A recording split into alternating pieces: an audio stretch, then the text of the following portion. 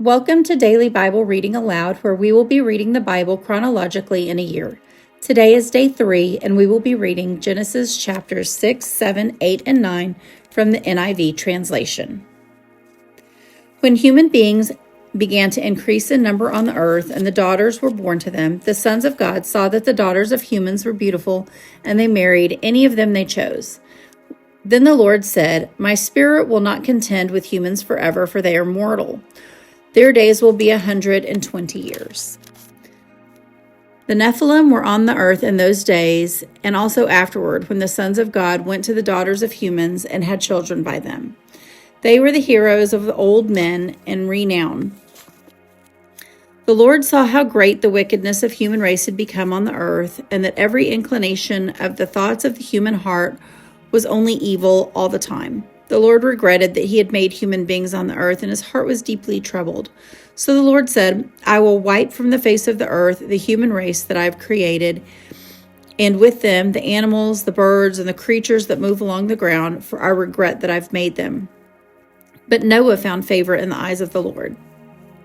This is the account of Noah and his family. Noah was a righteous man, blameless among the people of his time, and he walked faithfully with God. Noah had 3 sons, Shem, Ham, and Japheth. Now the earth was corrupt in God's sight and was full of violence. God saw how corrupt the earth had become, for all the people on the earth had corrupted their ways. So God said to Noah, I'm going to put an end to all the people, for the earth is filled with violence because of them. I'm surely going to destroy both them and the earth. So make yourself an ark of cypress wood. Make rooms in it and coat it with pitch, inside and out. This is how you are to build it. The ark is to be 300 cubits long, 50 cubits wide, and 30 cubits high. Make a roof for it, leaving below the roof an opening 1 cubit high all around. Put a door on the side of the ark and make it lower in the middle and the upper decks. I'm going to bring floodwaters on the earth and destroy all life under the heavens. Every creature that has the breath of life in it, everything on earth will perish. But I will establish my covenant with you. And you will enter the ark, you and your sons, and your wife, and your sons' wives with you. You were to bring into the ark 2 of all living creatures, male and female, to keep them alive with you. 2 of every kind of bird, 2 of every kind of animal, and 2 of every kind of creature that moves along the ground will come with you to be kept alive. You are to take every kind of food that is to be eaten and store it away as food for you and for them. Noah did everything as God commanded him. The Lord then said to Noah, Go into the ark, you and your whole family, because I have found you righteous in this generation.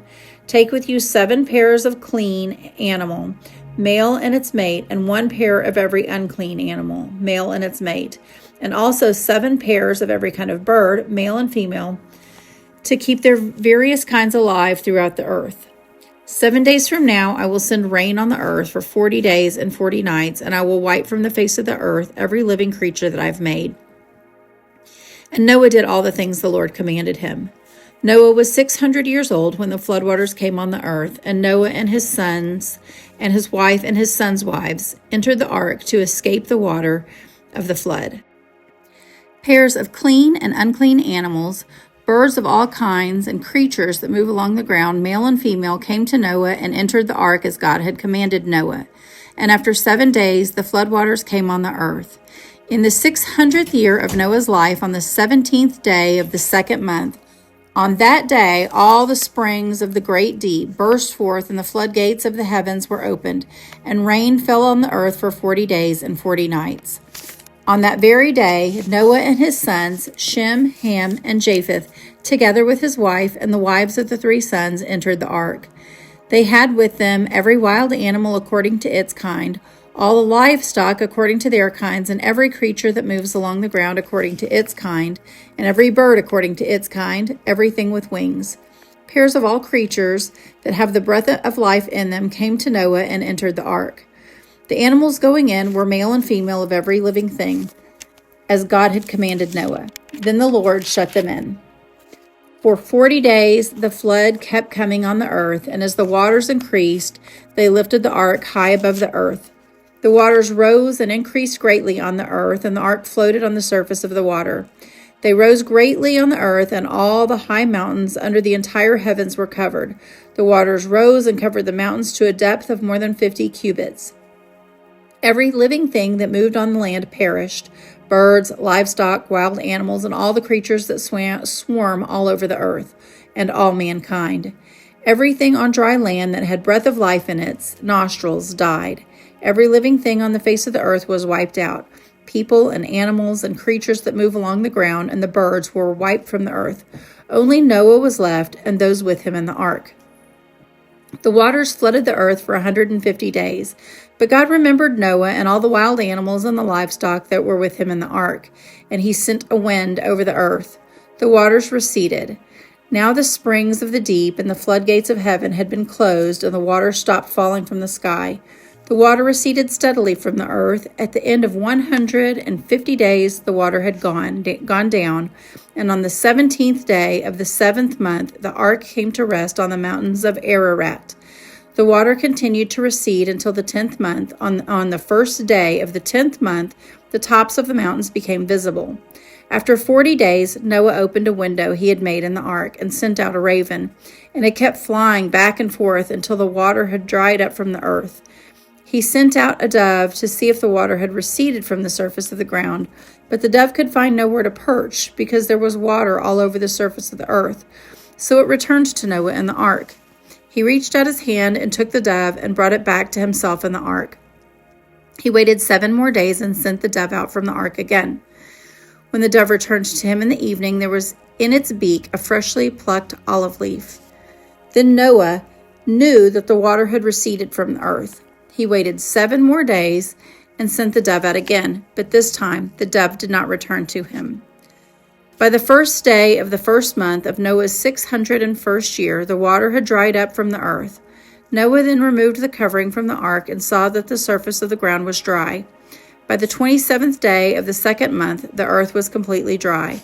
Then God said to Noah, "Come out of the ark, you and your wife and your sons wives. Bring out every kind of living creature that is with you, the birds, the animals, and all the creatures that move along the ground, so they can multiply on the earth and be fruitful and increase in number on it." So Noah came out together with his sons and his wife and his sons' wives, and all the animals and all the creatures that move along the ground and all the birds, everything that moves on land, came out of the ark, one kind after another. Then Noah built an altar to the Lord, and taking some of all of the clean animals and all the clean birds, he sacrificed burnt offerings onto it.